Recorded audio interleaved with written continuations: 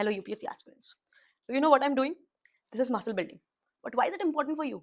Because today I'm going to give you a hack जिससे आपकी muscle memory build होगी. आप सबको 2023 का पेपर याद होगा. इस साल कट ऑफ 75 गई थी.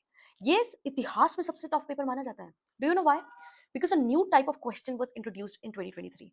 Only one, only two, only three type of questions. And no one, I mean no one was prepared for it. And that is why the cutoff along with the so-called CSAT. सो 2025 में भी इसी तरीके के questions जो हैं वो introduce किए गए हैं यूपीएससी के द्वारा. और वो क्वेश्चंस जो हैं these are statement based questions. They are going to give you 3 statement. जैसे 2025 का क्वेश्चन नंबर 28 है. यहाँ पर 3 स्टेटमेंट्स आपको दे रखे हैं एंड वेरियस तरीके से आपसे क्वेश्चंस पूछे हुए हैं.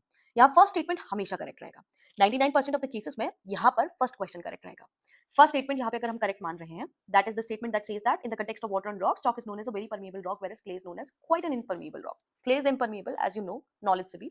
और chalk जो है वो permeable है, उसमें छोटे छोटे छेद होते हैं. The statement 2 says that chalk is porous and hence can absorb water. Chalk is porous and absorb water.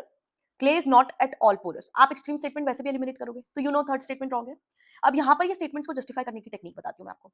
पहले और दूसरे स्टेटमेंट के बीच में आप लगाइए बिकॉज. बिकॉज का मतलब statement 1 in the context of effect of water on chalk, chalk is known as very permeable rock whereas clay is known as quite an impermeable rock or least permeable. Because chalk is porous and hence can absorb water. ये इसको explain कर रहा है. Correct. Then third statement और first statement के बीच में भी सेम काम करिए. That is in the context of effect of water, the statement 1 because clay is not at all porous. तो आप जो है वो थर्ड स्टेटमेंट काट दोगे और आंसर आपका क्या आ जाएगा यहाँ पे. Both statement 2 and statement 3 are correct. नहीं, स्टेटमेंट 3 तो इनकरेक्ट है. Both statement 2 and statement 3 are correct. नहीं, only one of the statement 2 and statement 3 is correct and that explains statement 1. That is the correct answer. And same ये वाला 9th question जो है same तरीका अपनाएंगे हम. Circular economy reduces the emissions of greenhouse gases. हाँ. Circular economy reduces the use of raw materials as inputs. हाँ. Circular economy reduces wastage in the production of process. हाँ. अब आप लगाइए because. Circular economy reduces the emissions of greenhouse gases because circular economy reduces the use of raw materials as inputs. Correct.